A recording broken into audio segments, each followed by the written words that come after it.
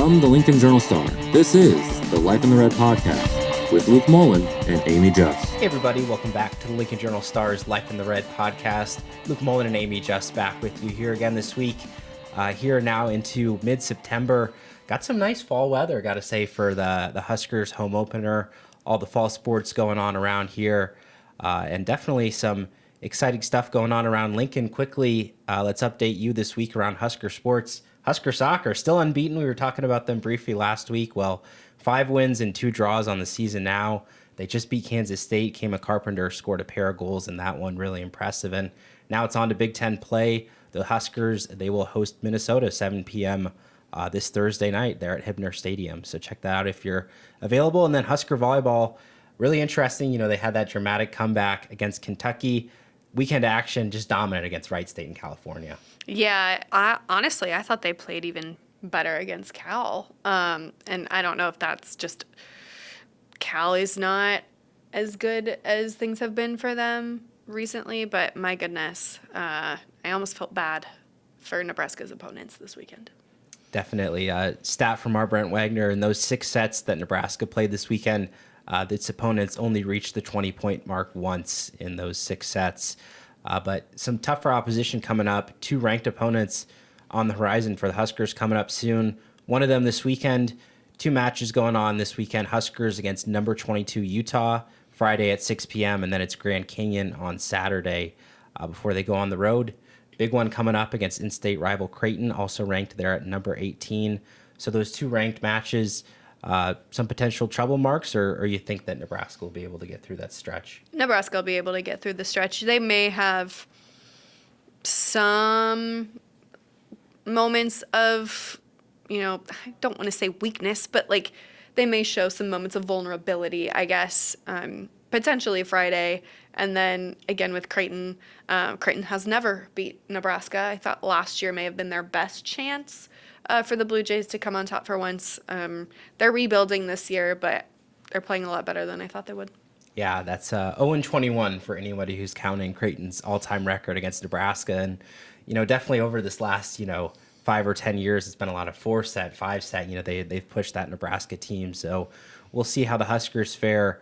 Always the potential for a rough set when you're going against strong opposition like they are. But soccer and volleyball, those teams at home this weekend, and so will be Nebraska football. First, let's get into the practice report, how they looked against Akron. 68-0. Folks around here well acquainted with that score by now at this point of the week. It was dominant, but was it one of the best wins of the Matt Rhule era?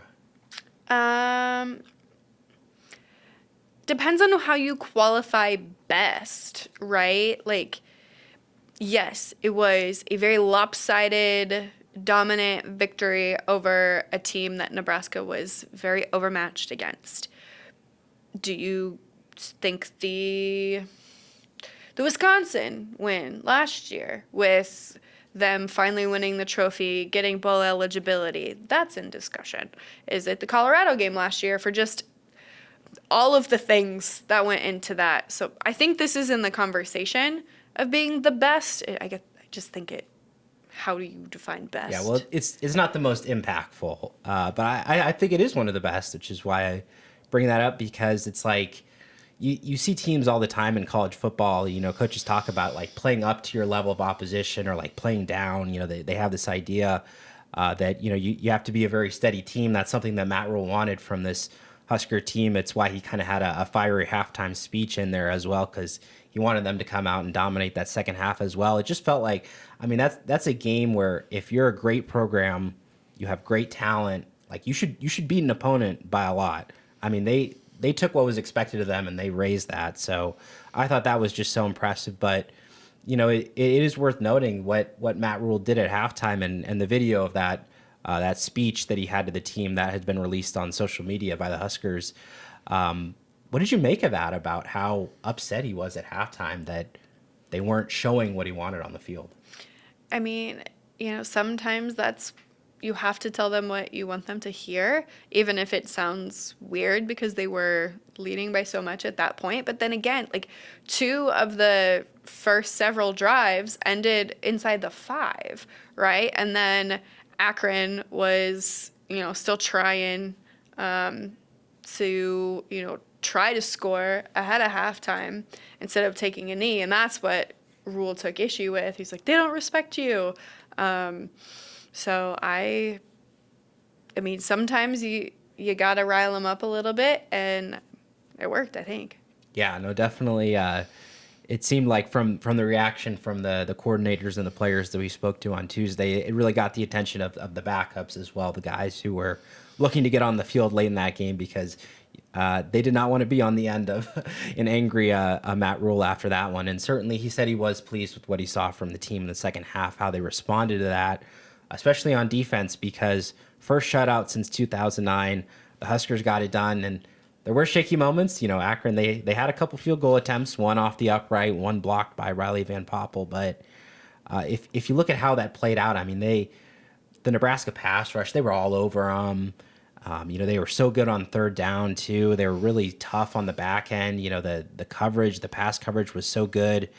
And it was really just a case where, Akron never got in a rhythm, and Nebraska was constantly affecting the game on defense. Yeah, I mean, Nebraska scored points on defense with that safety from Cade Petschak. What a welcome to the college football moment for him. But it wasn't just him. It was everybody contributing, like you mentioned, that Riley Van Poppel block. I know that's technically special teams, but it's also defense. And Deshaun Singleton, once again, being up there and, almost leading the team in tackles, even though he didn't play a lot in the second half. And I thought that it was a true team victory. I've never seen the defense part of a stat sheet go on to a second page quite like it did, because so many different guys were responsible for tackles. I think Petschak led the team with 4. If that tells you how spread out things were. Yeah, they played 40 to 50 guys on both sides of the ball. I mean, it was just the stat sheet at the end of the day, as you said, was quite long like that. And what really stood out to me was the pass rush, the D-line, and Petschak included, just how quick they were firing off the ball. And they really brought it to Akron there at that line of scrimmage. And then on the flip side, when you had the defense doing so well, the Nebraska offense, they were the explosive plays. They were scoring in a minute and a half, 2 minute, all these quick scoring drives. Never had to punt, even after they put the backups in. Dylan Raiola threw for 364 and 4 touchdowns. Emma Johnson was all over. When you stack it up like that, it was quite the day for the Husker offense. Yeah, it was one of the best days compiled by a Husker offense in a really long time. It happened in a win, right? Some of the good offensive performances have come in losses recently, which is, I guess, par for the course when you're losing more than you're winning. But my God, there was just so much to write about. The first ever touchdown for Quinn Clark, the first ever touchdown for Luke Lindenmeyer, Heinrich Harburg throwing up a massive block to allow one of his teammates to get in the end zone. The dominance was everywhere. Even if the person wasn't getting in the end zone themselves, it was just a great day to write about.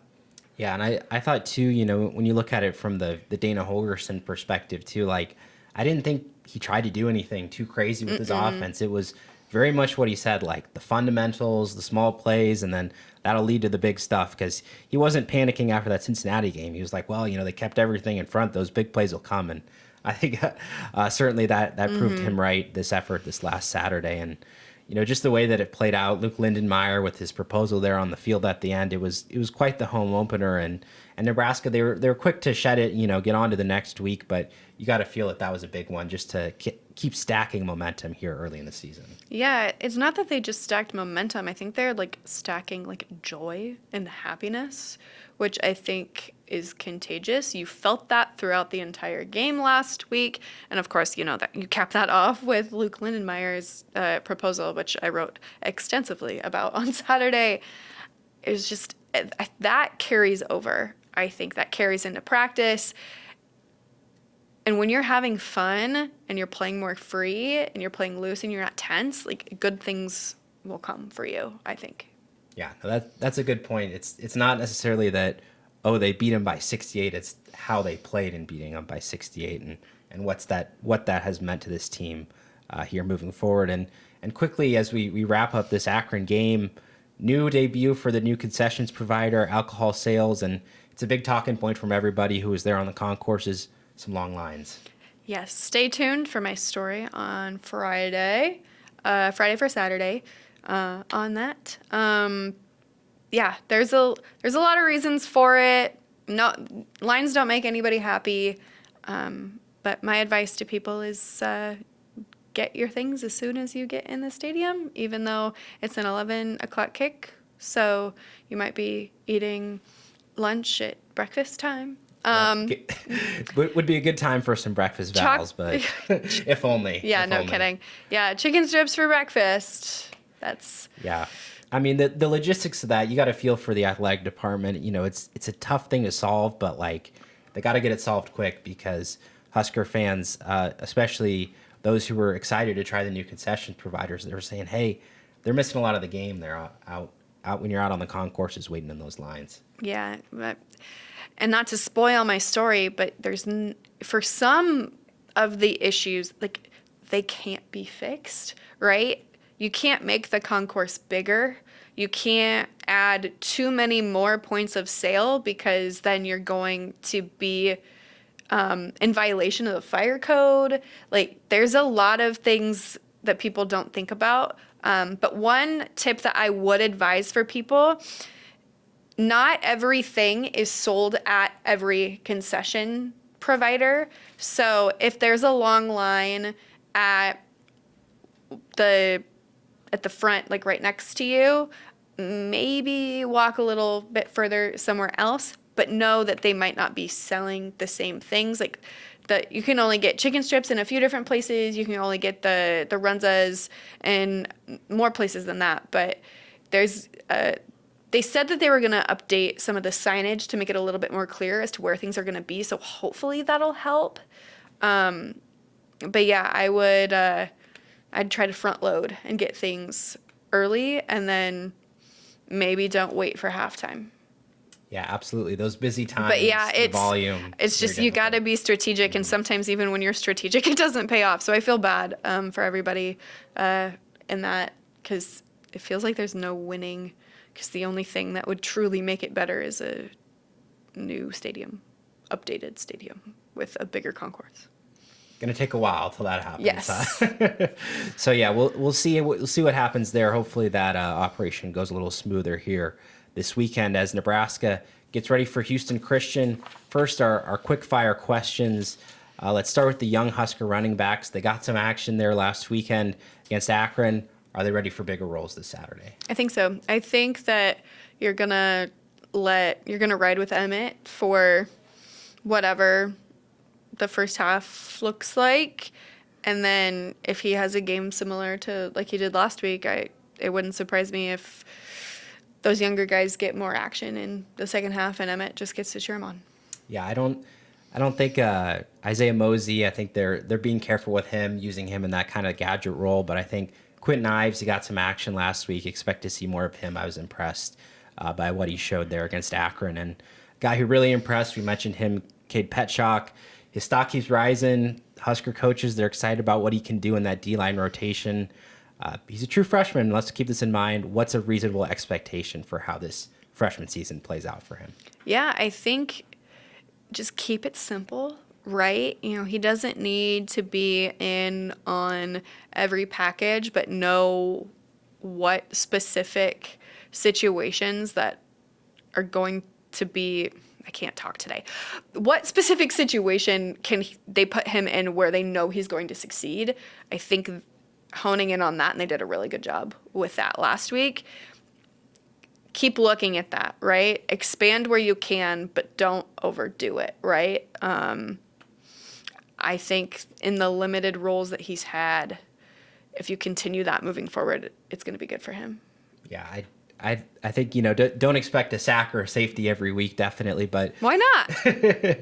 That's the expectation now. But, I mean, what I like about him is the versatility. He's not a pure pass rusher. He's not a pure interior guy, so that's what the D-line, that's what they like about him. They can move him all over that D-line, so I think we'll expect to see him in some different roles here these next couple weeks. And back on the offensive side of the ball, of these top three wideouts for this Husker football team, Dane Key and Isaiah Hunter and Ja'Cory Barney Jr., who's impressed you the most through these first 2 weeks? Oh, that's such a tough question because they've all all three been of good. them, I know. I think of the plays, the offensive plays that they've made, I think that touchdown that Dane had is the most impressive because it showed both veteran tendencies from not just Dane, but Dylan. Like, if you're throwing that ball to a true freshman, I don't think it gets there. I think that's a veteran play. And I loved it. It was great. Yeah, they all make each other better. That's the funny thing about it. And, you know, Jacory with what he did with punt returns last week, I mean, he's been so electric. But I will say Isaiah Hunter, just because of what he adds, is that outside man-to-man threat. Teams have to worry about him. Dylan Raiola's looking his way in man-to-man coverage, so he's transformed that offense. But all three of those guys have been very impressive. And now on to our Husker hot topic. Nebraska defense, they shut out Akron. They were 7 minutes scoreless at the end of that Cincinnati game. So 67 minutes of scoreless action. How long will that streak last? I think until the fourth quarter. Wow, that's late. I know. I think that they'll squeak through with a field goal in like garbage time, I think.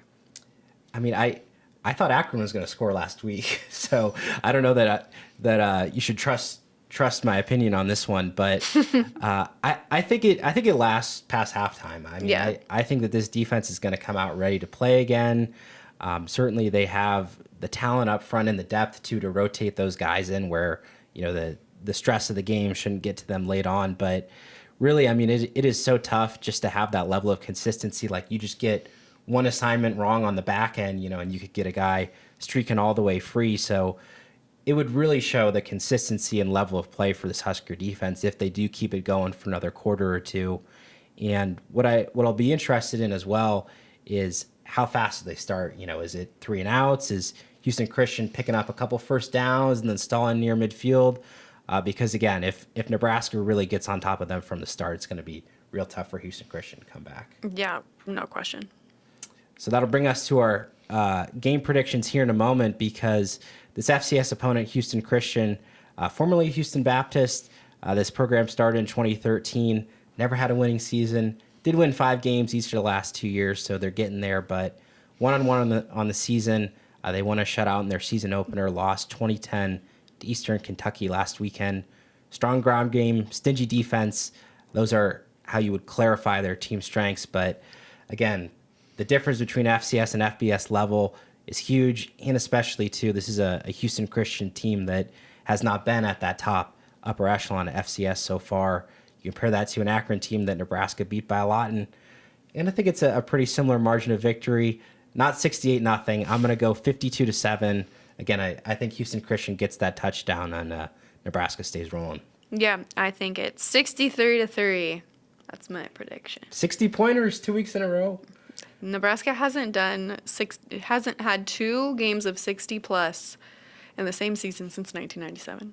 I mean, I could see it happening, especially depends how long the first team offense stays out there. But what we saw from TJ Lateef last week too, a lot of playmakers on this Husker team and a lot of depth too. We'll see how often those young guys get in the field this Saturday. Again, that's an 11 a.m. kick, the Huskers against Houston Christian. All the coverage for you, as always, will be online at journalstar.com. That'll do it for today's episode of the Life in the Red podcast. We'll see you again next week. Thank you for listening to this week's Life in the Red podcast. Our theme music is composed by Sasha Indy. The stories continue on journalstar.com.